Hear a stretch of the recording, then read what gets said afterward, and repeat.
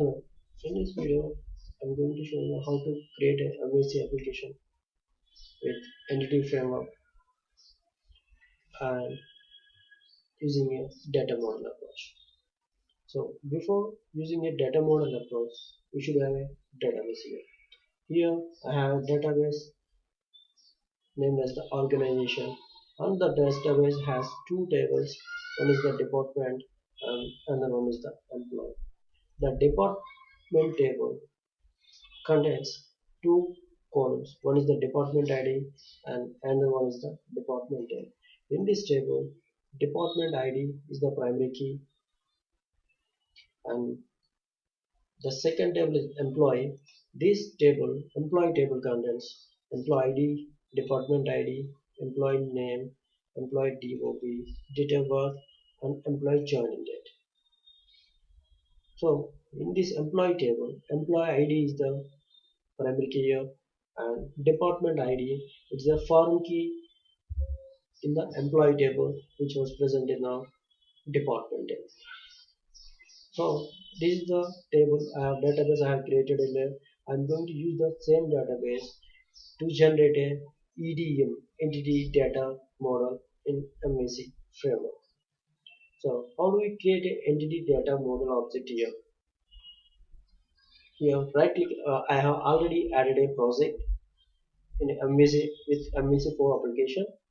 So here this is the sample project which was comes with the when you're creating any new MVC application. Just right click on your project name, click on add. There you can select your ADO.entity data model. Just select your ADO.entity model. It will ask you for your EDM name. EDM is entity data model object name. So I'm giving the name as here the data model. This is the entity data model object. So now once after giving entity data model object, there's a visual comes with the two options. One is the generate from database and second one is the empty model. So these are the two options which are providing by the entity frameworks. What is the generate from the database?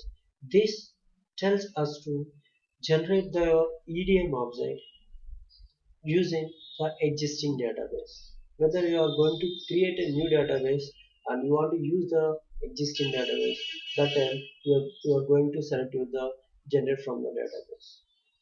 And second one is the empty model. This is the first you have to create your model.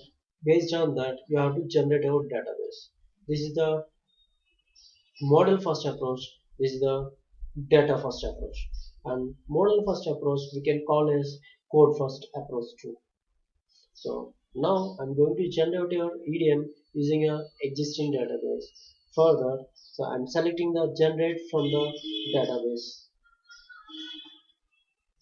So I say next. Here in this window you can find the connection string. Here what is your database name? It will take you to the directly as a connection string.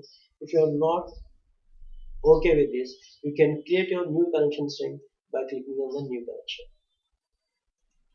Okay, and one more thing here we can see the entity framework database connection string. This is same to the previous connection strings which comes with your data provider and initial catalog and integrated security level with the things. But there is a one more extra thing is the metadata file which was related to the entity data framework. This metadata file contains with the all the objects mappings and tables and views and other kind of things. And here there is a one more option is there, save entity connection settings in web.config file. This means it will create a connection string and saves in your web.config file. Finally, so and I'm saying this including the connection string in my local system, just I'm selecting yes. Click on next to move to the next. Here this visual will retrieve the what are the tables and views procedures are available in your selected database. There you can see by clicking on the tables, there are two tables what we created earlier in the database. There are two tables, department and employee. I want these two tables to show in my EDM. Okay, next finally simply say the finish. Once you click on the finish button, it will generate your EDM in the application.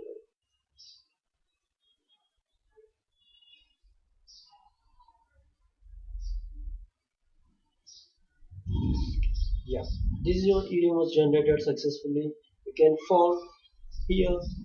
This is the designer. What are the tables available in our database?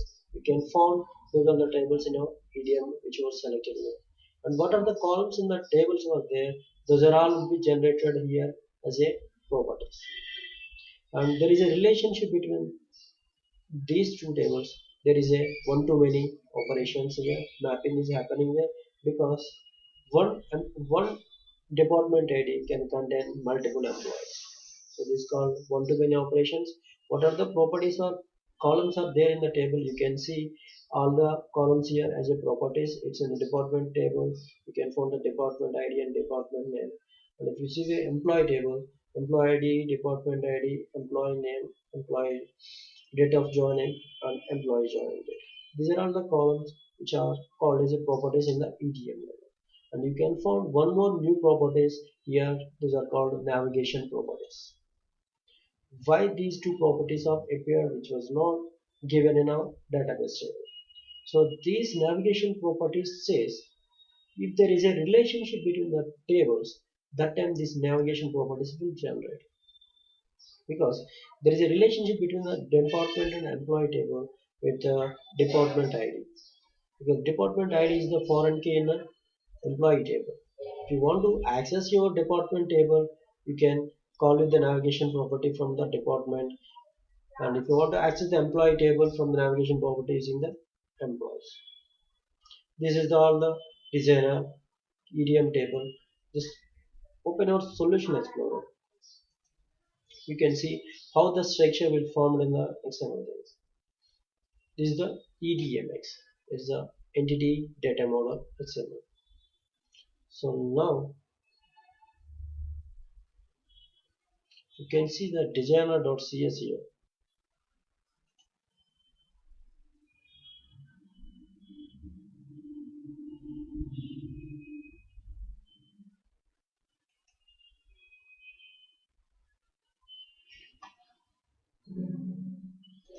Just right click on your EDM model. Just open with.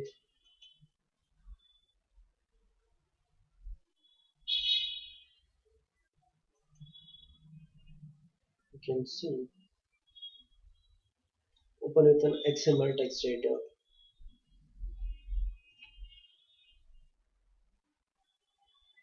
Yes, you want to close the existing option. Here, this is the EDMX XML file I'm generating. What are the properties? What are the tables we have seen in the design level? That should be you can see here. Here in the XML file, you can find two sections here. There's a, one is the entity data model runtime, and another one is the designer section.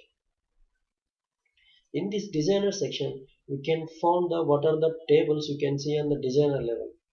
Those things we can be available here, and this could not be changed anytime. This is the fixed one. We cannot touch the things.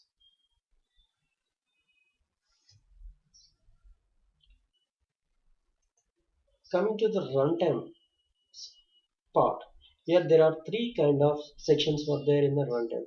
There is the one first one is the SSDL, it's a storage structural definition language.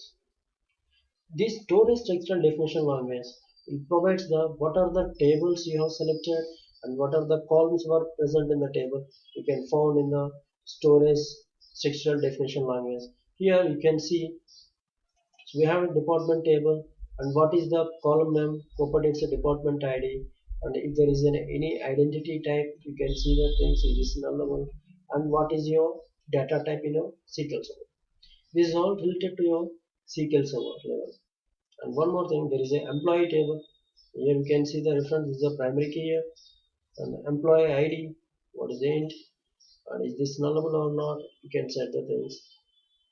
You can see all the properties whatever you can given with the max length of the cell. What you said there, where can, what is the data type you have given there, and how can everything.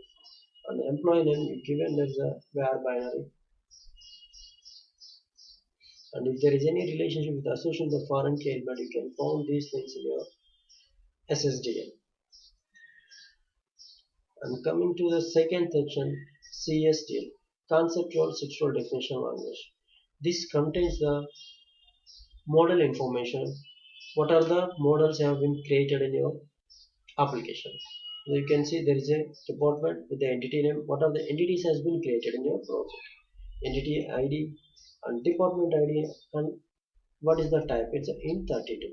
Earlier you can see here department ID user with int, but why it is int32? So this is the SSDL for your storage definition language, which is related to your database. So what are the tables? What is the structure of your table format, and what are the columns of properties? Those are all indicates in the SSDL. And coming to the CSDL, conceptual structural definition language. This is all related to your entities which was added in your project. Entity is nothing but a model. This is all the int32. This is the CLR data type. What is the data type? And third one is the conceptual mapping content. So if there is any relationships with between the tables, you can see what are the mappings are available in the this mapping. These three are available in your data model ASMX designer file. These are the things how we generate a EDM and how do we forming the things. Now coming to the data model context of it. This context is hold the all the information of your EDM object. EDM, what is the design you have selected, all the things should be created in your EDM object.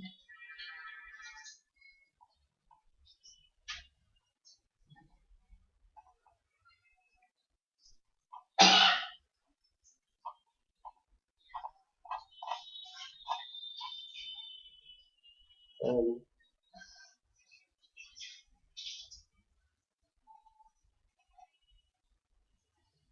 so these are the things which are generated automatically when you're creating an entity data model. Now we are successfully created a EDM into a project. Now I want to use that EDM to create a web application with a CRUD operation in the MVC channel. So I would like to create a controller first to perform operations for the employee department table to create.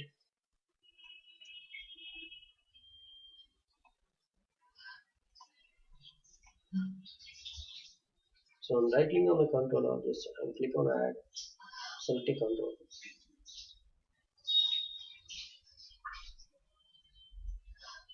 Now there is a scaffold template will appear in the, there is a wizard which comes up with the things. You have to provide your controller because you know MVC is a with the controller model and job. So what is our controller? It's a department, and you should select your scaffold templating options. Here we would like to use our EDM to generate the CRUD operations from there. So in MVC controller, I have to select a scaffold template option, MVC controller with read write actions and views using the entity framework. Okay. After selecting the things, you should select your model, which model you are going to bind here. So you cannot see the department and employee models which was added using the EDM into the EDM because in MVC until build your project you cannot see your models in your templates. You should build your project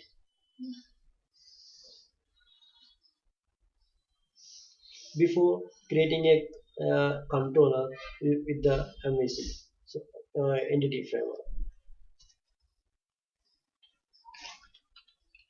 Student, now I've selected the scaffold template, creating a views and actions using entity framework. Now here in the models list you can find your department and the employee entities. Now I'd like to create a department entity model here. So now we have to create a context here.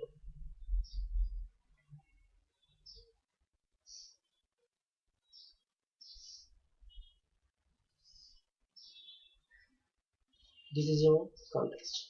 Organization entities.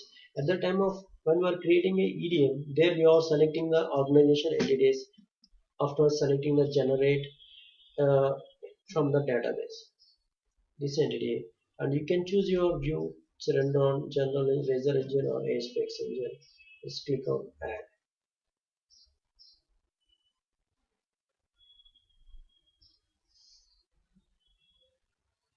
So after selecting your add button, the controller will generate all the actions related to your selected entity with the views.